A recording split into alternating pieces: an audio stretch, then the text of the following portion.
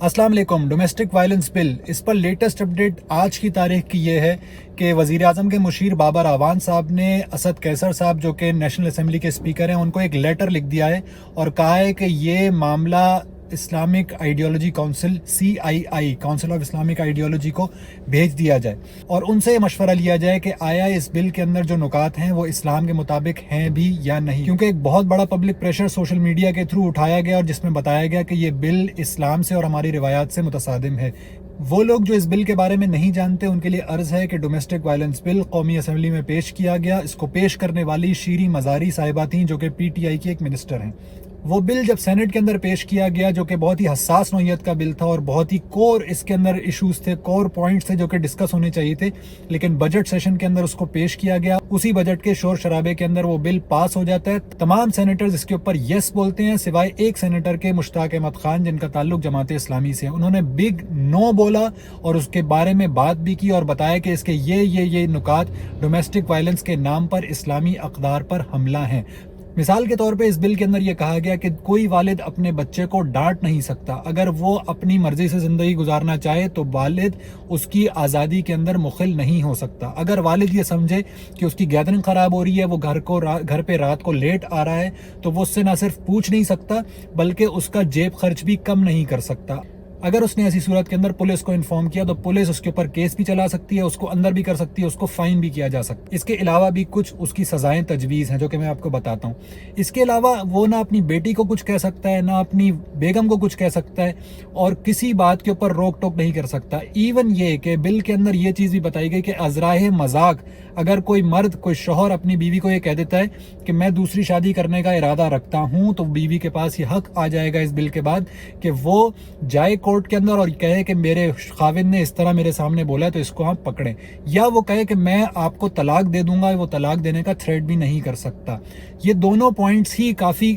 Clear ہیں اور آپ کو بتانے کے لیے کہ اس بل کے اندر اور کیا کیا چیزیں ایسی ڈالی گئی ہیں جو ڈومیسٹک وائلنس روکنے کے نام پر ہماری مشرقی روایات اور مذہبی اور دینی روایات کے اوپر ڈائریکٹ اٹیک ہے. یعنی کہ قرآن اور حدیث کے اندر تو ہمیں یہ ملتا ہے کہ بچے کے اوپر سختی کی جانی چاہیے اس کی تربیت کے لیے. اگر 7 سال کے اندر اس کو نماز کی ترغیب دینے کے باوجود وہ نماز کی طرف نہیں آ رہا تو اس کو سختی بھی کی جا سکتی ہے، اس کو مارا بھی جا سکتا ہے کہ وہ نماز کا پابند ہو جائے. اپنی بیوی کے اوپر اگر آپ کو اس کے کسی رویے سے تکلیف پہنچ رہی ہے یا وہ ان پیرامیٹرز کے خلاف ورزی کر رہی ہے جو دین نے اس کو بتائے ہیں اپنے شوہر کی اطاعت کے لیے، تو اس کو سمجھایا جا سکتا ہے، اس کو پہلے ٹوکا جا سکتا ہے، اس کا بستر الگ کیا جا سکتا ہے اور تیسرے مقام پر اس کو مارا بھی جا سکتا ہے. لیکن اس کی لمیٹیشن یہ ہے کہ مار ایسی نہ ہو جو چہرے کے اوپر ہو، کسی نازک حصے کے اوپر ہو اور جسم کے اوپر کوئی نشان چھوڑ دے. یہ سب چیزیں اس کے بعد ہے جب نبی کریم صلی اللہ علیہ وسلم نے فرمایا کہ تم میں سے بہتر وہ ہیں جو اپنی بیویوں کے ساتھ، اپنے گھر والوں کے ساتھ اچھے ہیں. اللہ کے نبی صلی اللہ علیہ وسلم نے فرمایا کہ گھر والوں کے اوپر پیسہ خرچ کرنا، اپنے بیوی کے اوپر، اپنے بچوں کے اوپر، یہ تمہارے لیے صدقہ ہے، صدقے کی ویلیو دی.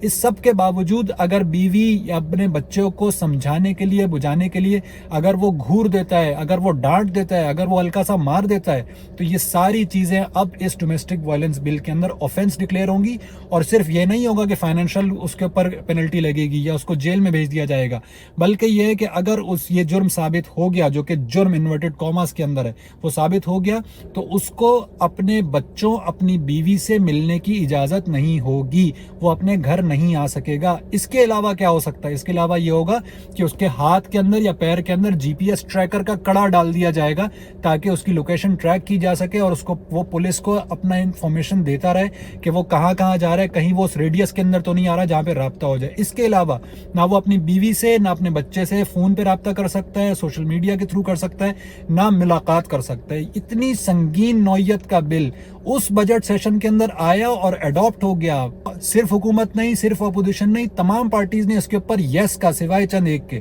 اور یہ ہوا بھی اس بجٹ سیشن کے دوران جس بجٹ سیشن کے اندر کچھ دن پہلے کاپیاں پھینکی گئیں. ہمارے وزیر تعلیم شفقت محمود صاحب ایسے کاپیاں اٹھا کے پھینکتے رہے اس ممبر پارلیمنٹ کے سامنے جنہوں نے یہ بل بنایا، شیریں مزاری صاحبہ نے. اور شیریں مزاری صاحبہ نے کہا کہ اس کو اور زیادہ زور سے ماریں. یعنی کہ وہ نان سیریس ایٹیٹیوڈ اس بجٹ سیشن کے اندر. حکومت یہ کہتی ہے کہ اپوزیشن ہمیں کوئی کوئی قانون سازی کرنے نہیں دیتی, اور بعض دفعہ صحیح بھی کہتی ہے کہ اپوزیشن کوئی قانون پاس نہیں ہونے دیتی, لیکن ایسے بل جیسے ہی آتے ہیں وہ آتے ہیں, ٹیبل ہوتے ہیں, اپروو ہوتے ہیں, نیکسٹ کا سلوگن لگتا ہے اور ختم ہو جاتا ہے, ساری چیزیں اپروو ہو جاتی ہیں. اس کے باوجود جب یہ بل سینٹ کے اندر آ رہا تھا اور یہ جب بل پیش ہوا تو سینیٹر مشتاق احمد نے جماعت اسلامی کے کھڑے ہو کے کہا کہ اس کے یہ پوائنٹس خراب ہیں, اس کے اوپر ڈسکشن کرنا چاہیے. میں حیران ہوں کہ بجٹ سیشن کے اندر آپ اتنی اہم نوعیت کا بل لے کر آ رہے ہیں, اور وہ بل پاس ہو گیا. لیکن پازیٹیو بات یہ ہے کہ اس کے بعد کیا ہوا, سوشل میڈیا کے اوپر اس کے اوپر ڈیبیٹ شروع ہوئی, اس کے اوپر آوازیں اٹھنا شروع ہوئی. مفتی طارق مسعود ہوں, عدنان کاکا خیل ہوں, اور یہ مقبول جان صاحب ہوں, انصار عباسی صاحب ہوں, الہی ظہیر صاحب ہوں, بہت سارے لوگوں نے اس کے اوپر بات کی, اور اتنا پریشر الحمدللہ آیا کہ بابر اعوان جو کہ مشیر ہیں وزیر اعظم کے, ان کو یہ لیٹر لکھنا پڑا کہ ہاں یہ واقعی اسلامی نظریاتی کونسل میں بھیجنے کے لائق یہ بل ہے. ابھی اس کے اوپر اپروو نہیں ہو. بالکل یہی بات اس وقت سینٹ کے اندر کہی گئی, لیکن کسی نے اس بات کو نہیں سنا اور وہ بل اپروو ہو گیا. اب کیا کرنا ہے؟ اب بات یہ ہے کہ یہ صرف اس چیز تک نہیں رکنا چاہیے کہ کاؤنسل آف اسلامک آئیڈیالوجی کے پاس یہ چلا جائے اور وہاں پہ یہ بات ہو کہ ہاں یہ ٹھیک ہے یا نہیں ہے, بلکہ اگر یہ بل اسلام سے متصادم تھا تو یہ بل بنا کیسے, ٹیبل کیسے ہوا, نیشنل اسمبلی سے کیسے گزرا, سینٹ کے اندر کیسے پیش ہوا, اور اس پر سب نے یس کا سلوگن کیسے لگایا. اتنے اہم بل کے اوپر کوئی ڈسکشن نہیں ہوئی. کیسے ہو گیا یہ سب؟ ان سب لوگوں کی اکاؤنٹیبلٹی ہونی چاہیے, اور یہ آج پہلی دفعہ نہیں ہوا کہ ایک کوئی بل آتا ہے اس کے اوپر ڈیسیجن لے لیا جاتا ہے اور پھر جب پبلک پریشر آتا ہے تو آپ وہ بل واپس لے لیتے ہیں. آج پہلی دفعہ نہیں ہوا. کچھ دنوں پہلے, کچھ مہینوں پہلے میں یاد دلانا چاہوں گا, حماد اظہر صاحب نے ایک بیان دیا جب وہ فائنانس کی ان کو ذمہ داری دی گئی کہ ہم تو انڈیا کے ساتھ تعلقات بہتر کر کے ان کے ساتھ بزنس ٹریڈ کی بات شروع کر رہے ہیں, اور ہمارا تو یہ گو ہیڈ ہے. اور عمران خان صاحب نے یہ بات کہی ہے, اور اس کے بعد کیا ہوا, جب پبلک پریشر ہوا, ہر طرف خبر چلی, تو اس کے 2 دن بعد اس کو واپس کیا گیا. عمران خان صاحب نے کہا نہیں ایسا بالکل نہیں ہوا اور ہم بالکل نہیں کرتے. کچھ سال عرصہ پہلے آپ کو یاد ہوگا کہ اسی نیشنل اسمبلی کے اندر حکومتی پارلیمنٹیرین پی ٹی آئی کی خاتون اسمبلی نے کہا کہ اسرائیل کے ساتھ تعلقات ہو جانے چاہیے, کوئی ایسی بات نہیں ہے, سب کے انبیاء ایک ہے, اور سب نے اس کو سن بھی لیا اور آگے کوئی اسمبلی کے اندر ڈسکشن نہیں ہوا. لیکن جب پبلک پریشر ہوا تو عمران خان صاحب نے اور دیگر لوگوں نے کہا کہ نہیں ایسا بالکل نہیں ہو سکتا, ہمارا تو ایسا کوئی تعلق نہیں ہے. یہ ریپیٹڈ چیز ہے, ریپیٹڈ اٹیمپٹس میں کہوں گا کہ وہ بار بار کوئی نہ کوئی چیز ایسی ڈالتے ہیں, اور اس کے اوپر جب سوشل میڈیا کے اوپر پریشر آتا ہے تو کہتے ہیں ہاں ہم تو یہ کر لیتے. جس میں کوئی کامیابی نہیں ہے حکومت کی, نہ ناکامی ہے حکومت کی, بلکہ حکومت کی نیگلیجنس ہے, اپوزیشن کی نیگلیجنس ہے کہ اتنی حساس نوعیت کا بل آیا کیسے, ٹیبل کیسے ہوا. سب کے اوپر سب کو اکاؤنٹیبلٹی کے کٹہرے میں لا کے کھڑا کرنا چاہیے. ایک اور مزے کی بات بتاؤں کہ یہ اس اسمبلی کے اندر آیا جہاں پہ زیادہ تر لوگوں کو انگریزی پڑھنا صحیح سے نہیں آتی, مجھے بھی نہیں آتی, اس میں کوئی پرابلم کی بات نہیں ہے, کوئی ایشو نہیں ہے اس کے اندر. لیکن یہ بل اس وقت مشتاق احمد نے کھڑے ہو کے کہا بھی کہ آپ یہ بل پیش کر رہے ہیں, یہاں پہ زیادہ تر لوگوں کو تو انگریزی پڑھنی نہیں آتی, اس کا اردو ترجمہ تو کرا کے ہمیں دیں تاکہ بل کے اوپر ڈسکشن ہو. لیکن بل کے اوپر کوئی ڈسکشن کیونکہ ہونی نہیں تھی, یہ پالیسی تھی کہ بل آنا ہے اور اس کو اپروو ہو جانا ہے,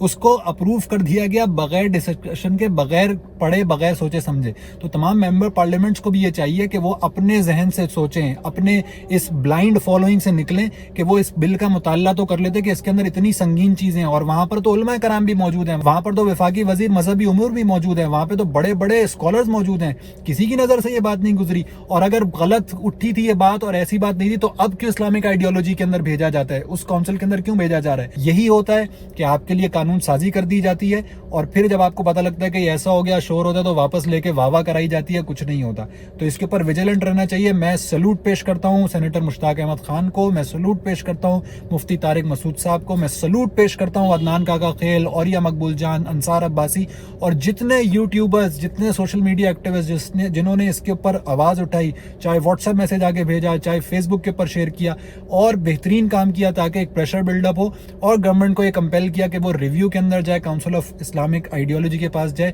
اور اس بل کو ٹھیک کرائے. Thank you.